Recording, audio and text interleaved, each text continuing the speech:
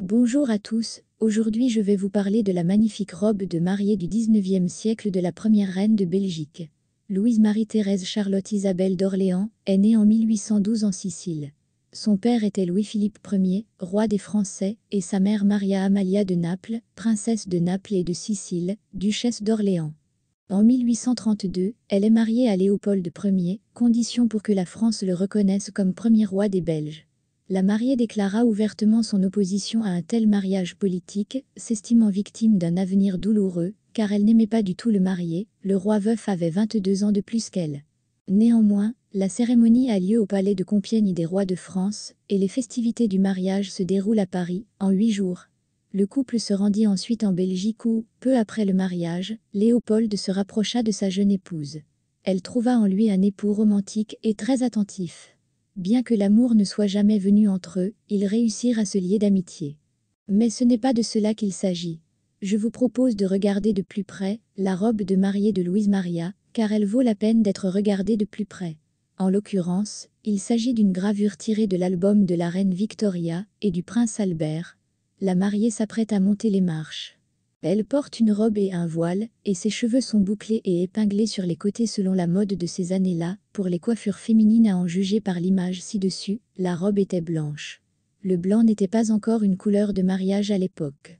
La plus belle, et la plus chère des tenues, était choisie comme robe de mariée, généralement dans des couleurs et des tons pastels, mais il y avait des vêtements sombres et même noirs à l'hôtel. Voici comment les dames s'habillaient pendant la période bidermiée. Regardez la silhouette. La taille est à sa place et les manches sont tellement bouffantes qu'elles paraissent incroyablement fines. Les robes de mariée ne faisaient pas exception. Nous voyons ici la robe de mariée de la première épouse de Léopold Ier, Charlotte Augusta de Galles, fille du roi Georges Yves de Grande-Bretagne et de Hanovre.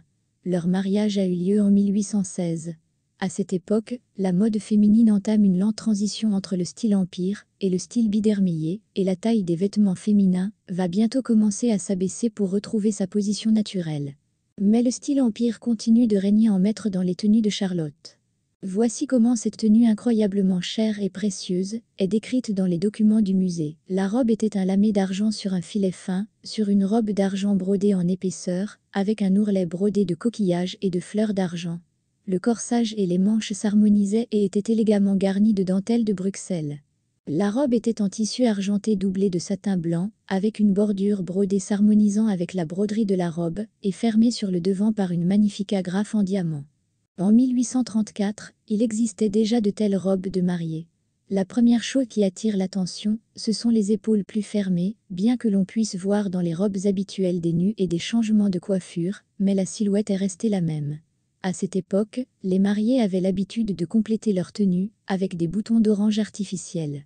Ils étaient confectionnés en soie, en velours, en ouate. Les fleurs d'oranger étaient fixées dans les cheveux sous forme de couronne, épinglées sur la poitrine ou à la ceinture à la place d'une broche, ainsi que sur les manches sous forme de brindilles. L'image était complétée par des gants en dentelle et des bijoux en perles ou en cristal. Les diamants étaient réservés aux femmes mariées. Dans les années 1840, les robes de mariée ressemblaient à ceci. Mais la plus célèbre d'entre elles est probablement celle-ci. La reine Victoria l'a portée en 1840 pour son mariage, avec le prince Albert au palais Saint-James. Il ne s'est écoulé que 8 ans depuis le mariage de Louisa Maria et de Léopold Ier, et les robes ont bien changé. La mode n'est jamais figée, y compris celle des mariages. Merci d'avoir regardé cette émission.